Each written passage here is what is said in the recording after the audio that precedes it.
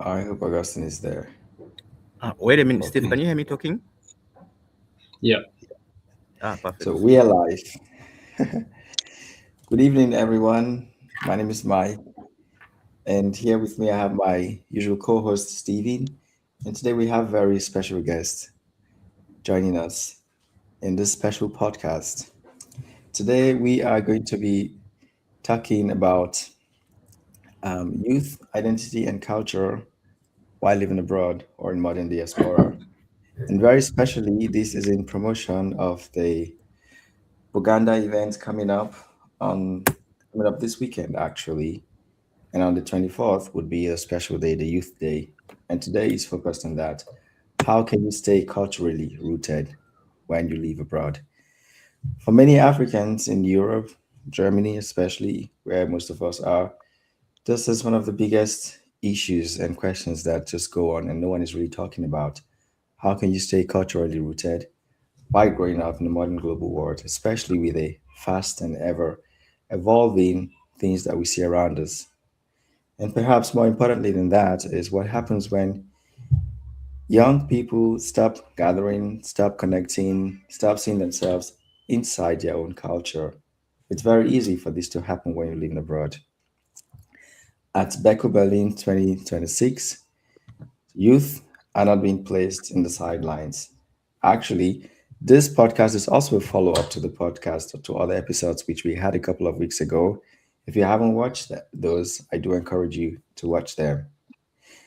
Now, this upcoming event is set to have the conversation and putting the youth at the forefront through dialogue, leadership engagement, presentation, recognition, networking, and direct interaction with cultural leadership itself.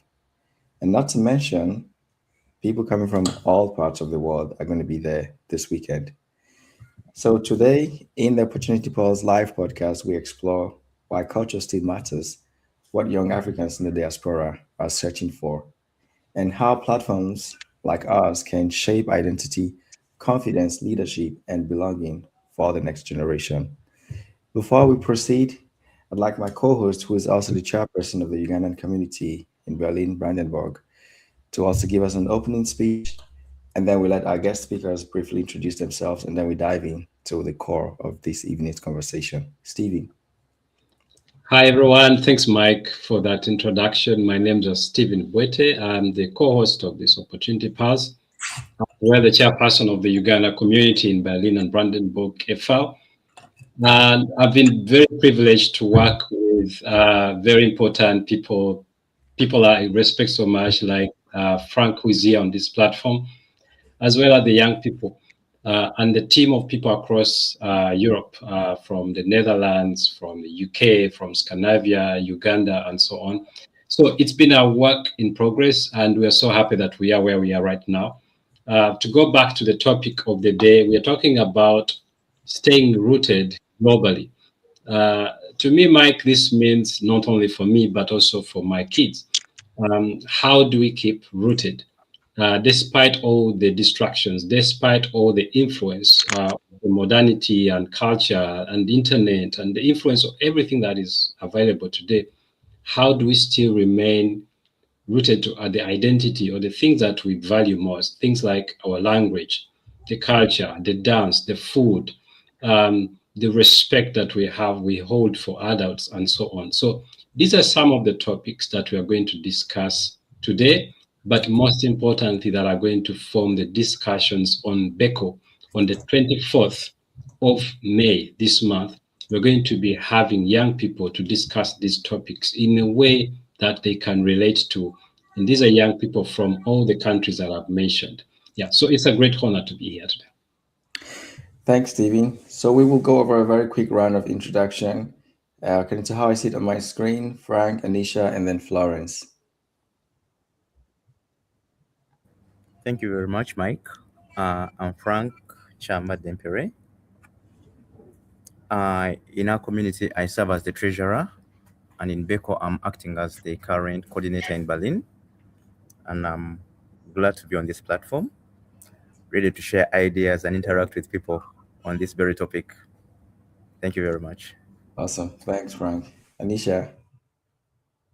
I am Anisha Neumann. I am an architecture student in Berlin, and I am also the vice chairperson of the Ugandan community Berlin Brandenburg. And I feel honored to be part of this very important discussion, specifically for the youth. Thanks, Anisha. Now we go over to Florence.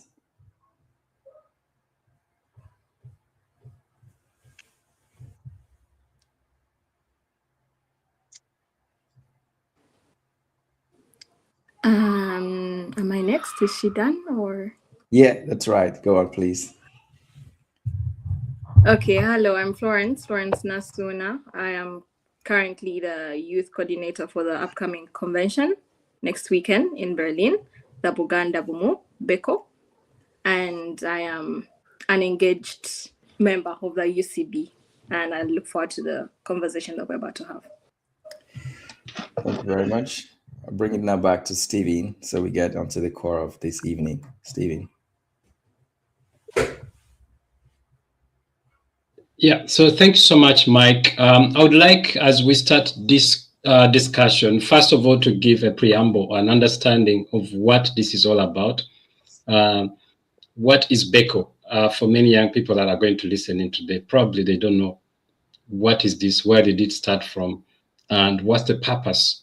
Why should they even be interested in hearing about this? So how best can I answer this other than giving this to the person in charge, Mr. Frank Chambade Omukungu, who is the coordinator of this from the start. I would like to give Chambade, Mr. Chambade, a chance to explain to the viewers and the listeners out there why BECO, why now, and why even in Berlin. Thank you very much, Chairman. Why BECO?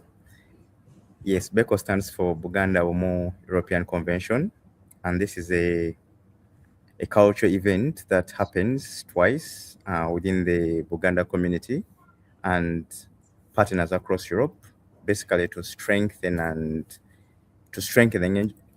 engagements between the Buganda Kingdom, preserving culture, heritage, and while promoting unity and sustainable development within the people in the diaspora. Why in Berlin? We looked at Berlin thinking all because Berlin as a city, it has very great aspects that really can build our culture. We are looking at its tradition, its culture, the diversity, and the people within. So that's why we looked at Berlin as being the center of this convention, so that we can really work around our culture traditionally, as well as building that unity among us. That's a little preamble of it. Berlin in German happens to be in Southern Rhinelands. In Buganda, we have chapters, of which Rhinelands is part, United Kingdom and Ireland, then Scandinavia. So German falls under Rhinelands. And for this event, it's Rhinelands that's hosting it. And it's being put here in Berlin strictly from 22nd to 24th of this very month. That's a little preamble of it. Thank you very much. Thank you very much, Mr. Chambade, for that. I would like to go straight into the discussion, as we do have some members here who might be leaving a bit earlier than planned. And I will start with Anisha. Anisha, you understand what it means to be a young person, because you're a young person, right? But I see you in the community as a very engaged person. What has been your experience growing up as a Ugandan, as a Muganda in Europe, in Berlin in particular? What are some of the challenges that you experienced growing up in this modern city of Berlin, while keeping things that you consider as identity, as your traditions and values? Oh, thank you for the question. I would say it's a very beautiful question. I would say to answer it like in a simple way, you get a lot of identity crisis in the beginning. I would say it's a journey and progress. And I would say my mom is a very proud Ugandan woman, and kind of helped me kind of navigate my Ugandan side, or so that it kind of because when you come here, it's another culture. You also want to kind of fit in, but at the same time keep your cultural values. But sometimes the cultural values don't really align with the values here. It's really more of a balance, and I think parents can help a lot with that. Like, kind of help you be grounded, but also have space to explain certain things. Um, Add on that, I would also maybe say it's a journey. You have to be patient with yourself, and you have to be willingly to kind of to want to balance both of them. And it's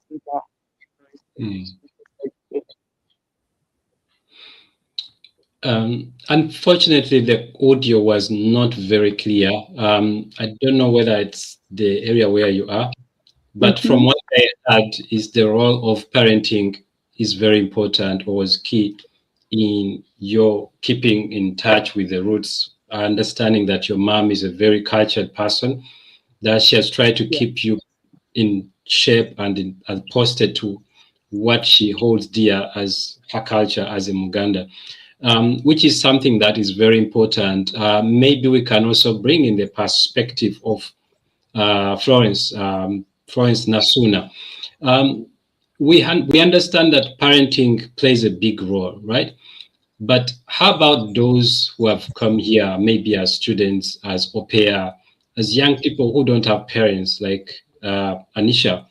How have you managed to keep in touch with your cultures? How have you managed to keep those identity or the thing that you consider as your cultural identity?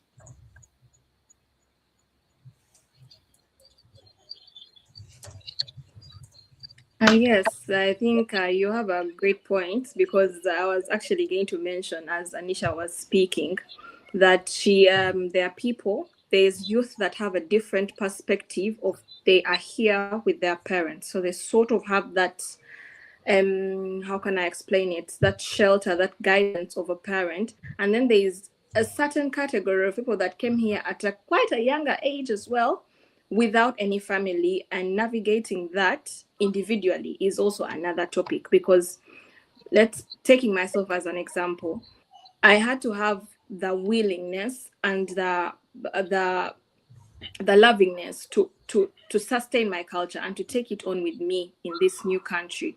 Whereas in the beginning it was a bit tricky, because you try to adopt to this Western culture, but there's just norms and there is values that go along with you, particularly not in the same way like we do in Africa. There's something that you cannot fully adopt here.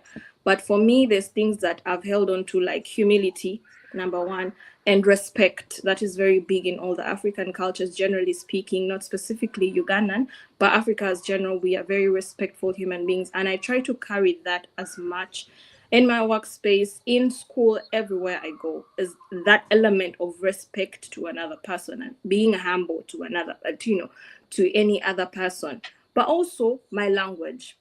As a person that hears so many different languages, the language became such a big part for me that I got overwhelmed at a certain point in time. Then I had to draw back to my roots, where I speak only my language. People that know me know that if I'm around Ugandans, I'll speak 90% my language, or I'll try to speak any other language that is not English, that is not German. So I held on to that and I use it diligently. Like even my phone, for example, because times are changing, it's now the digital era. My phone, as an example, is in Luganda, which is my home language. It's not in English, it's not in German, because these are all the other languages that I've learned, I've mastered. I don't need to have them in my face anymore. I need to stay attached to my culture. And me, the only way, that one of the ways I do it is through the language on my phone. I wake up, I see, oh, they don't make a baraza. It's Monday. So, and that kind of keeps me connected. And also kind of like keeping updated. Trends have changed, whereas now, back then there used to be storytelling. Now the narrative has changed. Our generation, there's so much going on that there is a gap in between, but there's a few people that are representing our cultures. And I try to keep up with such topics, such videos, and that's how I kind of do it here. Well, thank you so much. First of all, you've helped us even to break down the topic of culture. I like the fact that you said, yes, when young people come here in this part of the world, there are certain things that they're going to have to learn, like the language. And there are certain things they might seem to be not open to learning. For example, you mentioned about humility, the respect for adults and the respect for those who are a bit older than you. Because, Mike, I don't know how it was for you in Nigeria, but if Frank was my elder brother, I would call him Baba. And that would mean that that person carries the role almost of an assistant of my parents. So he has that certain role. And quite often you find here that not even the elder brothers or sisters seem to have in respect, leave alone the parents. So that part of culture, I think, matters a lot. I would like to come to Mr. Chambade as the coordinator of this. We understand, like, in addition to what Florence has just mentioned, we learn culture through storytelling, through gatherings. And this BBECO serves that purpose, where we're meeting to hear, to learn, to be told. And we're going to hear stories. People are going to, not to lecture, but to show us how things have been done in the past, connecting us back home. We're going to hear and be inspired by the Katikiro, the Prime Minister, or the Prime Minister of Uganda. What is the purpose of the organization, or how can organization or gatherings like BBECO help in promoting culture, especially among the youth?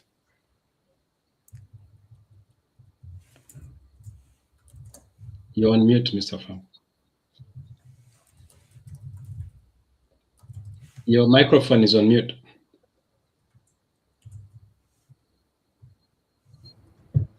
Thank you. Can now be heard? Yeah. Did you hear my question? Yes, I had the question. Thank you, Chairman. The main point is about how can BBECO help in promoting our culture. Purposely, I'll dive into myself. What's the importance of BBECO to me as a person in Berlin? Well, I'll look at a few points, like 2 or 3 of them. Through BBECO, number one, particularly now I'm directing this to the youth. In BBECO, we shall have the ability to help the youth air out their voices. For example, use their voices, like what we're doing through podcasts and several ways of communicating. And in this aspect, the youth are able to talk about their culture. They're able to showcase their values and their experiences in German. Then share little stories about German and Uganda.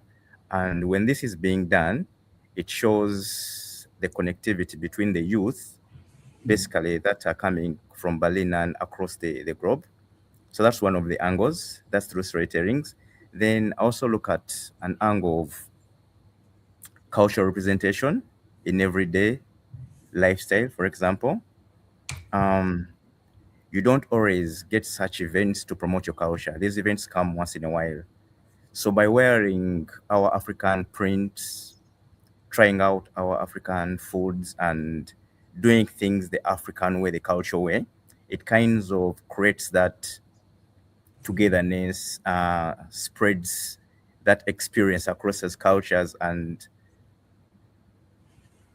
basically it creates that sense of belonging within us. Then maybe another aspect I can look at is through the collaborations that we have and the interconnections that we have that BBECO brings to us, we'll be able to engage with the different youth or different people from these different angles.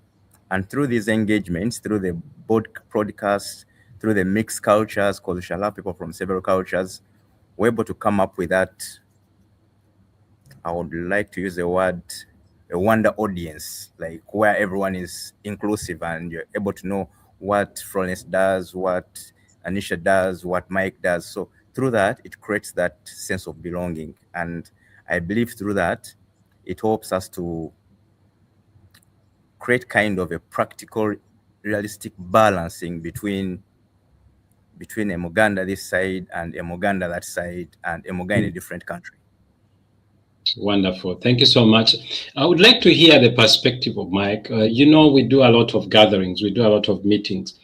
together. And why do you think these gatherings matter in preserving, in uplifting, and in promoting culture? Yeah, maybe Stephen, before I go, Anisha has to leave in a few. So maybe we could give Anisha a few minutes so that she can also share her points.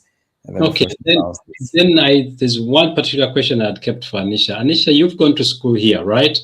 And in school and around school, you've heard about stereotypes, right? Young people being shy even to mention or to speak their language or to identify with certain aspects of their culture. So why do you think, what could be done, or what can you tell these young people about being proud, and what can you, or how have you yourself managed to go about that? Because I'm sure you've also gone through those identity crises where you are struggling between being a real German, and when you're amongst German, they ask you, where do you actually come from, regardless of how good you speak German. And you find yourself in a position where you neither speak good Uganda anymore, and even the good German you speak, people will still ask you, tell us more about your country, your culture, where you come from. How do you go about that? I'll say because I can't say I wasn't like kind of part of a victim of this stereotype whereby you're kind of ashamed to embarrass the culture as it is, because everyone like it's the odd thing. And mining that I went in a very white school where like only 3 Black people. I would say I wouldn't say in school I had that space. It's something that came with age. Like when I went out of school, I kind of invested time and kind of coming closer to my culture and also accepting it to see it as something special and something as like an outcast. So I would say to be proud, honestly, at that time, maybe I would say what I needed or what I think to help the people in school. I think the parents, in my opinion, play a very big role, because I also have a feeling from other Ugandans I know who are here, Ugandan Germans, their parents don't embrace the Ugandan side that much. So, and I think when you already have this crisis, kind of try to fit in, and you have nobody kind of to support that side, kind of to encourage you to kind of enjoy, like appreciate that side, it's so hard for you to kind of find your role in that place. And I think it's really, I think the parents and also maybe we ourselves have to make, like, you have to be you have to have the interest. But I think, I know it's a huge thing to give the parents the role, but in my opinion, I always say the parents are the only people who can kind of encourage the other part of you, like, because outside, without the foundation, you won't be interested. You won't really have that curious to be like, oh, let me find more about my language. Let me kind of try to learn more of my language, or end up being more German automatically. So I'll say the parents can help with that. And maybe something I can also encourage the young ones to kind of to be okay being the outcast, not to be like everyone, to kind of be, hey, it's okay that I don't really look like everyone, or maybe I have different values, or also the ways you see certain things. And I think it helps. Yeah. Let me hope I answer the question a bit. Yeah, you did very well. And Anisha, before you go, let me again hijack you because there is something, if you allow me to say here, that is quite special about you, and that is that you are one person that has done Abitua here, and you did the Luganda language, which I don't think happened. I've never heard about this. You speak Luganda very well, do you? I'll say yes. Okay. I will say I speak Luganda perfectly. Yeah. So it is quite rare for a language, a foreign language like Luganda, to be included in a national or in an exam at a level of an abitua, or would say a high school. How proud were you at that moment to be allowed to use this language, or to be recognized that this language actually matters for your success? Tell us more about that experience. Oh, it was a nice experience because I could prove that I already have like my mother tongue, because the test was more of proving that I can write and speak Luganda perfectly. So, and I could I wasn't forced to do French, but I would say it was a very wonderful experience. And I would say I'm kind of proud of myself because like there were times when I was kind of pulled that part, and it was more of I had like to teach myself to write Luganda. I couldn't really write Luganda properly. But I would always start reading the news. My mom bought it from Uganda. Like she bought me a lot of newspapers, and that's how I taught myself to write Uganda. Otherwise, I couldn't write it properly. And she was helping me like really write, try and speak, because I also had like write and speak that during the test. So I will say it was actually a nice experience, kind of kind of a confirmation. A big shout out to Hajati out there. In case you're watching, Anisha, feel proud of yourself, because to me it was such a precedent that we would actually want to encourage more parents. If you do have a child that speaks a language, that language is not just a dialect, it's a language that can also be examined and assessed. It doesn't only have to be French and Spanish and German, it can also be Luganda. So to the young parents out there, this is again an inspiration. I would like to let Anisha leave, but it will be a disservice, Anisha, before you leave. We would like you to say something in Luganda to the viewers and people watching. Could you just, in a few words, call people to come attend BBECO and tell them why they should come to attend BBECO in Luganda? Hey, that's a hard one, and of course not.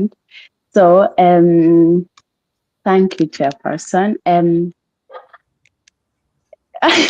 It's so hard right now. Like I don't use Luganda on a regular basis.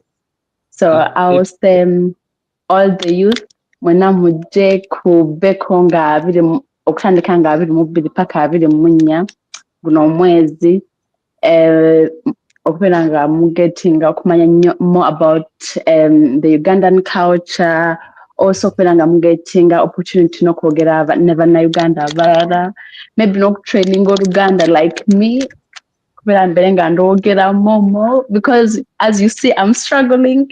Yeah. I think you're enjoying it.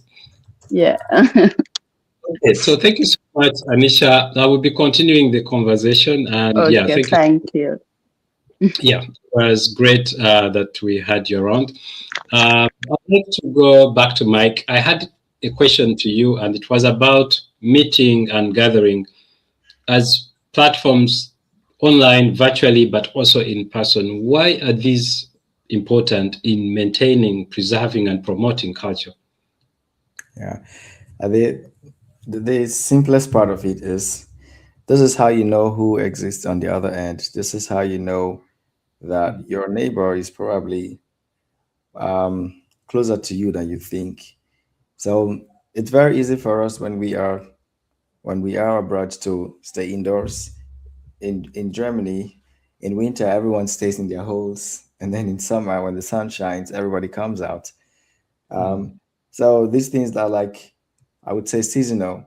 But if we want to keep a balance between escaping these changes that happen silently in us losing our cultural value, we want to keep a balance between that, because for sure, to be very realistic, there would be some sort of dilution in the culture, whether we like it or not.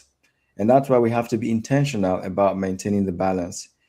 And that's also where the significance of having conversations like this, be it online or on site, becomes also important. Otherwise, we won't be strong enough to maintain that balance. And what happens is it's going to shift the other way, and we're becoming more of the new place that we are than where we originally come from. Now, the sad thing is, as we've talked about multiple times in this very podcast, is that when these things happen, we not only lose our originality, but we also lose our strength, the resilience that we have, the things that actually make us who we are. We do not necessarily have to fit into any culture. We can adapt, and we sure need to adapt, learn the language, and learn the culture of the new place as well. But we have to understand that more importantly than the new culture is who we are, what we carry, where we come from. That's our real essence.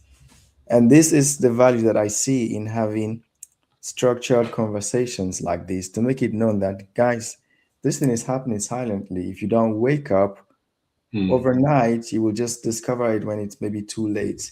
And I'm speaking personally for myself and my family, and I imagine it's also the case for many other people. So I guess the answer to your question is about being intentional. Yeah. Thank you so much, Mike. I guess you've just brought in something very, very pertinent. That is, culture can be a strength. Yes, you can have the strength of speaking the German language perfectly. You have learned the German Tugend of being punctual, you keep time, you have this very strong German work culture. But then you might also be as strong in your other parts. Say, for example, things like the language. Quite often we used to see this as probably a dialect or something that my parents taught me. And then there are some people who might end up even getting an employment or a promotion because of that extra language, depending on the nature of the industry that you're working in. Some people have gotten jobs of being translators or being maybe speaking over events, or maybe getting movies where they just have to act out some roles representing a certain culture. Or some people actually, they are hired to teach kids of other cultures, their language, their culture, their dance, their food and everything. So it is a strength. And I think this is something that we should underscore, that we're not just trying to preserve something, but there's something beyond that preservation. Which brings me to the next question. I would like to bring in Florence here, if you would. Florence, the challenge that we see quite often here in Europe, and I would say amongst young people, is the access to so much and the lack of the balance or lack of balancing. In your experience, Florence, I remember very well, personally I was very interested in I remember you coming here as a young girl and going through this tenuous language program and going through all these university preparation pathways and so on at a very young age. And I think your experience could be quite similar to many young people. I would like to hear from your experience, how has it been easier for you, or what were some of the challenges balancing that freedom? You're no longer in the hands or at the oversight of your parents. You're now on your own, and now you have to balance, that freedom, that individuality, while keeping in shape or in touch with your cultural expectations back home, what your parents, what judges expect from you. Could you walk us through that tension before and after, and the transition? Yes, I think you remember quite well. Well, I'm from a background where my parents are very, well, not anymore, but back then they were really like strict on me, especially as a girl child. I don't know how it is in other countries, but for us, especially for me, if you're a girl, well, I didn't grow up beyond our fence, like beyond our gate. I would only go to school. I was literally dropped to school, dropped back home. So the freedom of me being in this country all alone, no surveillance. At first, it was like, this is paradise.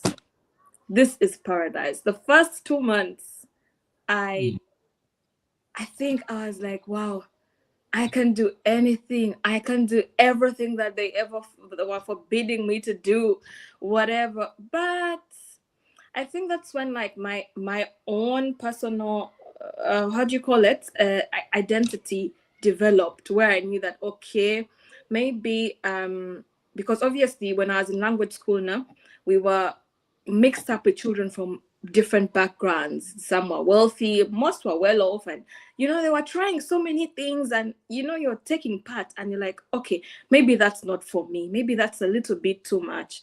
That's where the parents element comes in, and you're seeing this is a little bit too off for my culture, this is a little bit too off for my own personal values as an individual. So it was a challenging, because I might have pushed myself at first to a limit that I couldn't actually contain. And then, with time, you learn yourself, and then then you know that Florence, maybe I am like this and I need to accept it. Maybe it's a bit conservative, but this is my tradition and I have embraced it. I should just accept it. That is my journey, and I believe I'm still developing that and kind of like learning myself individually, because I have personal principles as Florence that not even my family might live up to. But there's also, those traditional things, especially when it comes to the female, the female child, you don't do this, maybe this is a little bit too much, maybe dress decently, stuff like that. So with time, I sort of aligned myself back to my blood, like to my roots, and I'm like, okay, this was actually right. There might have been a little bit too much by then. We saw they were too strict or too like, mommy, what does she know? But with time, you understand that she was right the whole time. She was just doing you a favor. Yeah. Thank you. Mike, would you like to follow up on that? What's been your experience? You came to Germany also as a very young person. I've seen some of those photos of you. How was your experience? How did you enjoy the freedom? At the same time, keep your culture, your expectations from back home? Yeah. No, really, it's like when you leave home, then you see the value of the things that you were actually being taught and how you were brought up. Back then, it would feel like your parents are maybe too strict. But frankly speaking, when I look back today, I'm very grateful for everything. I look back, I compare myself to, I would say, my peers back home, other friends, and how we're just different. So we're not necessarily like super rich, wealthy, and stuff.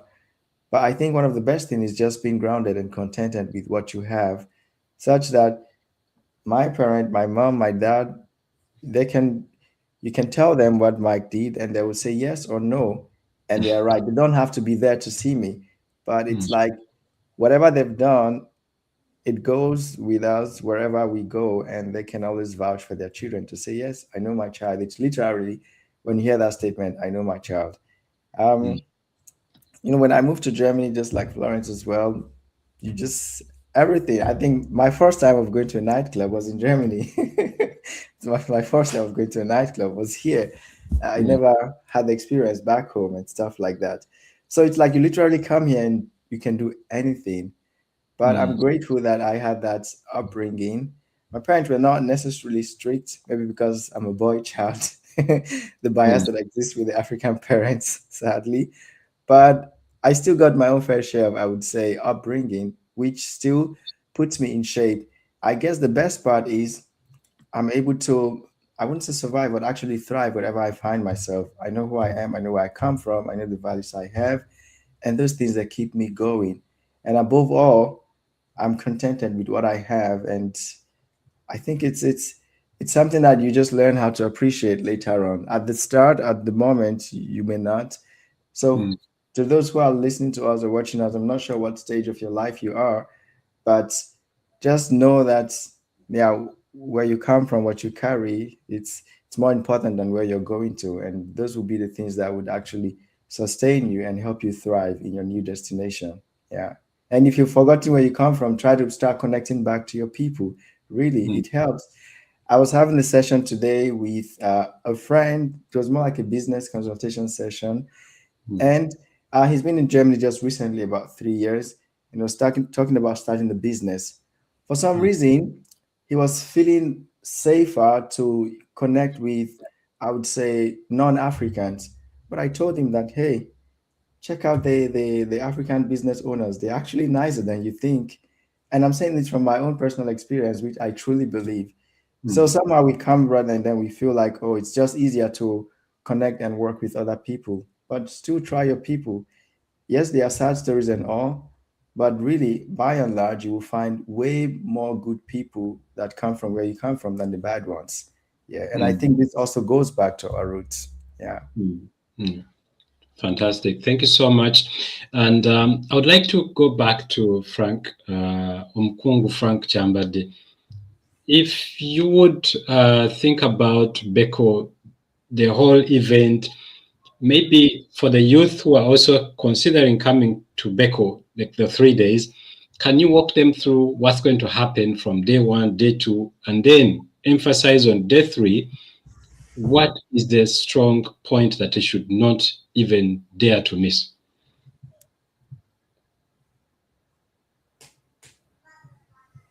Thank you, Chairman.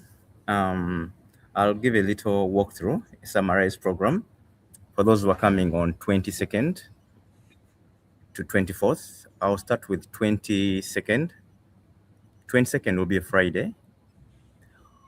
That's when we shall do registration, and we shall have a little tour around the beautiful cities in Berlin and the places. You can taste our culture, our foods. Then the official function will start on Saturday. That's when we'll officially open.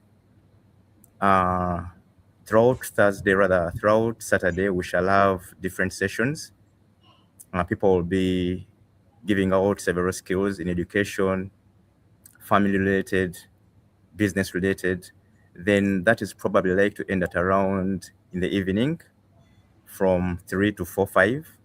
Then after that, we shall have a culture dinner. Then at the climax of the dinner, we shall have artists who will dance to our tunes. So we shall have that moment of celebrating our African kind of music and dance styles. Then the following day will be a Sunday.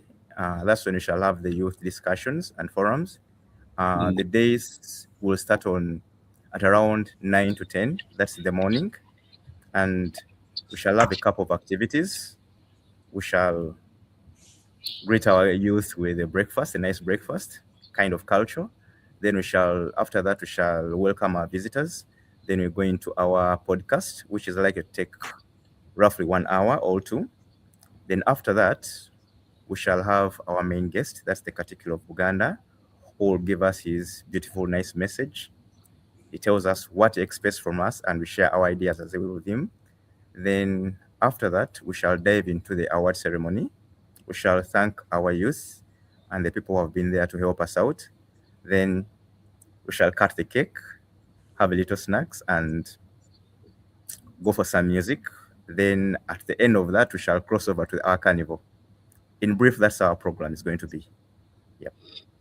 Great. Thank you so much. Mike, would you like to remind the viewers out there about this platform? What is it about, and why should they always keep coming back here? 100%. But before I go to that, Frank, is there going to be the Ugandan coffee? No. I was hoping to hear that. Of course. That'd be great. Yeah, more than coffee. There is a bar that's going to serve Ugandan coffee, Ugandan wines and spirits, Ugandan foods, all kinds of dishes from Uganda. You should come and expect a lot of that. Yeah, totally. So if you're watching this, you also see on the screen now the link to the registration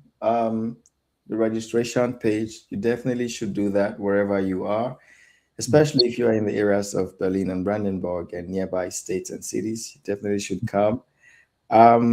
I would be there, and also other colleagues are going to be there as well. And very importantly, it's something that we don't, I would say, speak about enough. It's also entrepreneurship, because there you will also come and connect with fellow African entrepreneurs. So if you are there in your box, your cubicle, cooking something, working on something, this would be a great opportunity for you to come and also connect with like-minded people as well. People of learn some Luganda too. learn some Luganda too. You never know, right?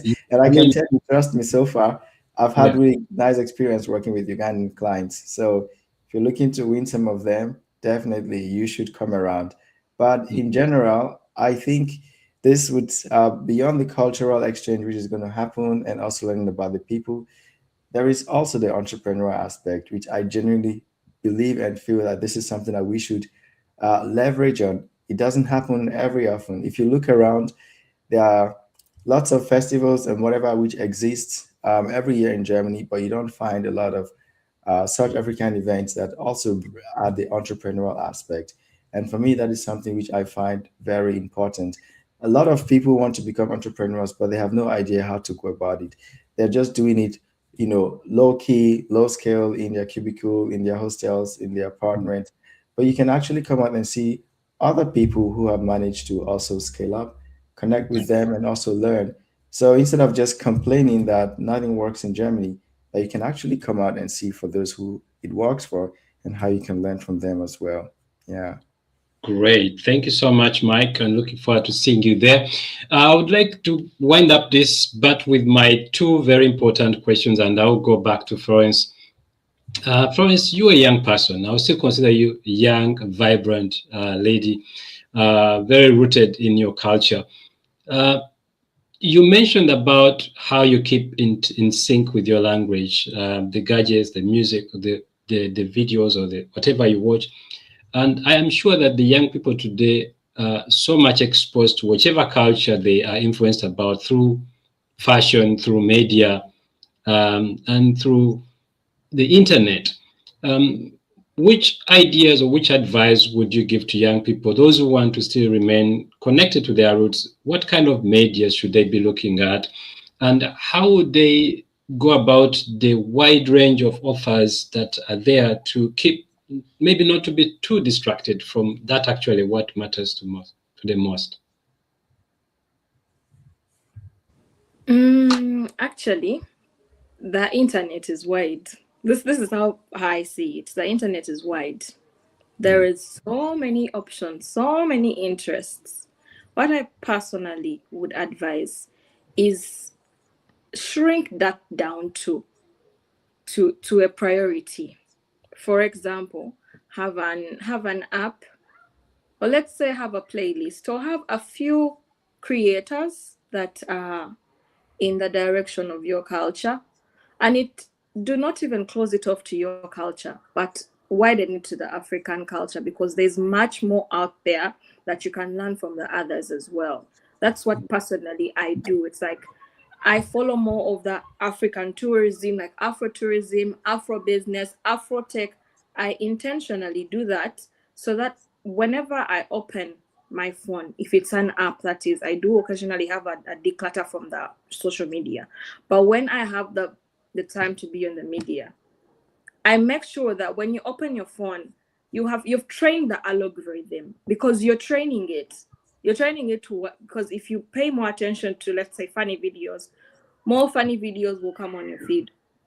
So if you give more attention to the cultural videos, then you'll have more of those coming. So train your feed, train your algorithm to bring you that, so that whenever you pick your phone up, that's the first thing that will come, and you see, oh, there's actually this new thing, or maybe there's this new word I could learn, there's this new phrase I could learn.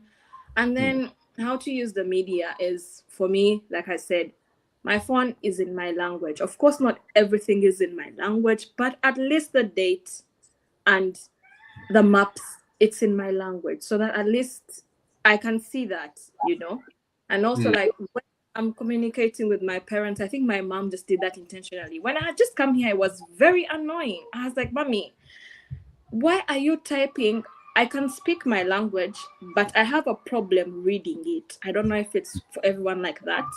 I have a problem reading it. It's more difficult for me. So my mom was like sending me paragraphs of messages, but only in my language. And I was like, Mommy, you can speak English. Can you please just send it in English? And she would just rewrite in the language. So I think the first year I was like, this lady is very stubborn. But with time, I embraced it, and I picked it up and I, read it slowly by slowly, and I understood, okay, this is what she means. This is what she means. And like, that's what I also use. Sometimes I reply in English, like she's used to that because we were like in Uganda, we study in English. So she was used to that. We speak English at school, and then at home she speaks the language. So she speaks the language, we return English. But then later I also try to like start typing my language, even though it's not perfect, but I still do it anyway, just to kind of like practice. Great. Yeah.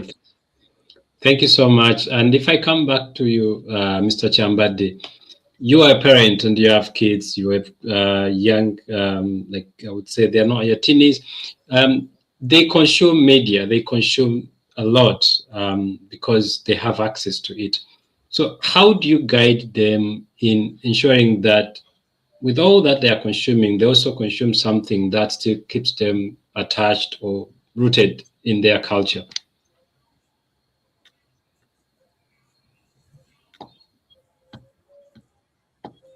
Oh, your microphone is still on mute. Thank you, Chairman, for that. Well, for media, it's a challenge, but first and foremost, we have to limit what comes into their phones. That's through setting parental links. There is what we call family links that we create, but that can be controlled. But when it comes to culture, it's a bit a challenge because from the schools where they are, it's really practically hard. For example, my son, the teacher was a Russian and the child was studying Deutsch.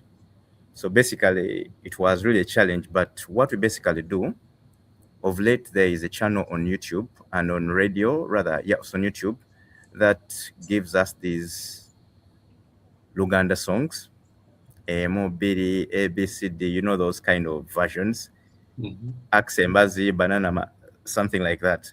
So of late, we give out those, and I've been quite impressed that there's literature in Luganda, and when you give the boy that literature to read, he kinds of connects. When he's reading, he kinds of connects the words. But the challenge is he will ask you, what does it mean? The beauty is now he's able to understand, but the challenge is now speaking out because he doesn't have access. He can't freely speak out with colleagues.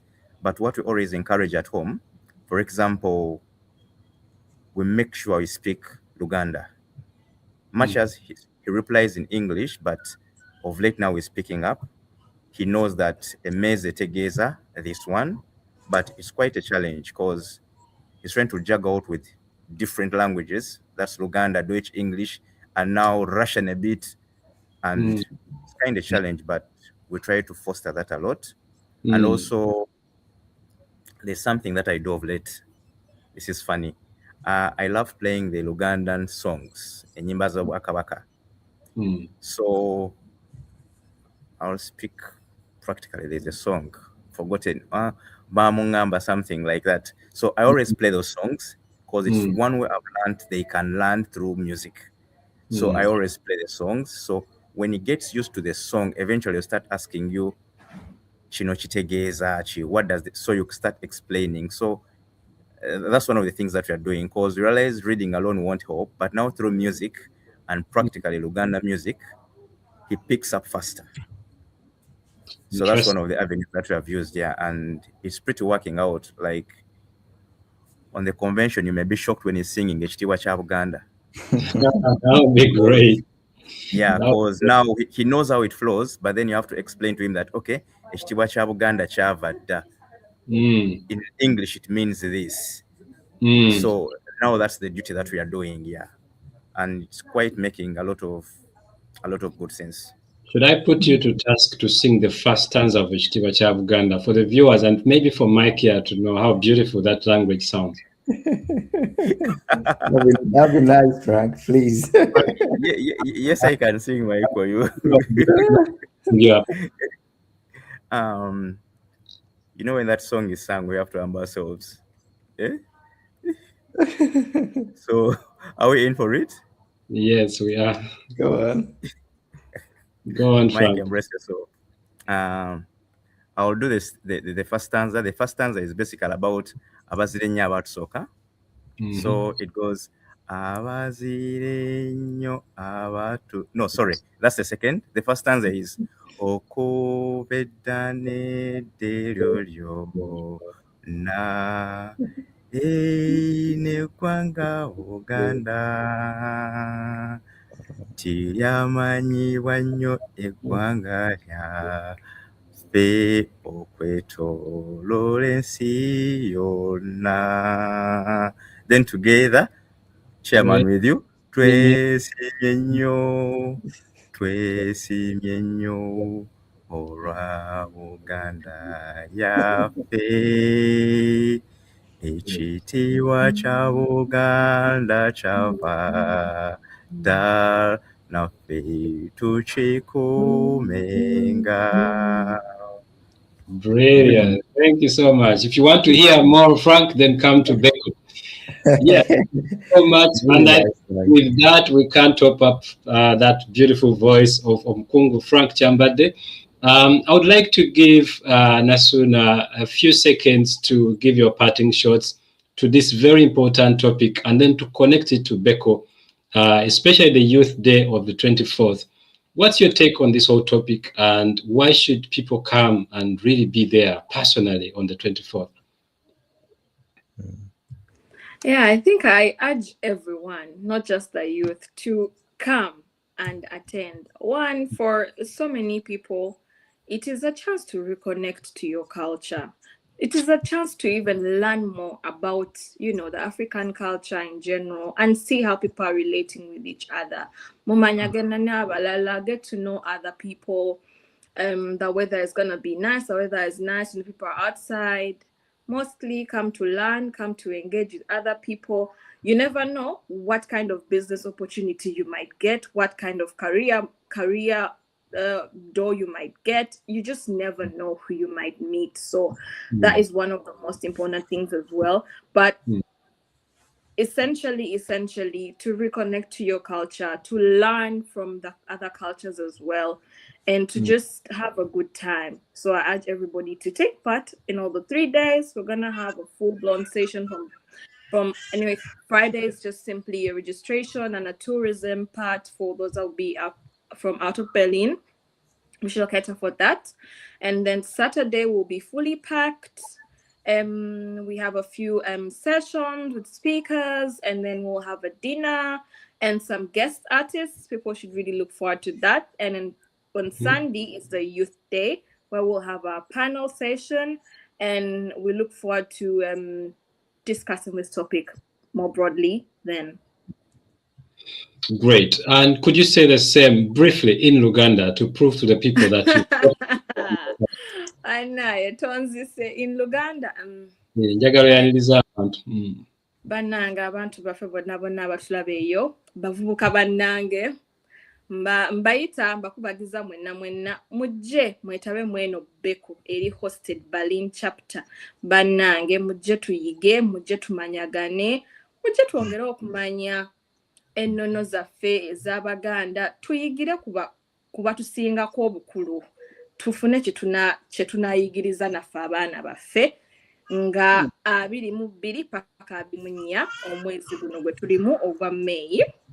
That is next weekend, and yeah, tunasanyuka nnyo okubaaniriza n'okubalabako.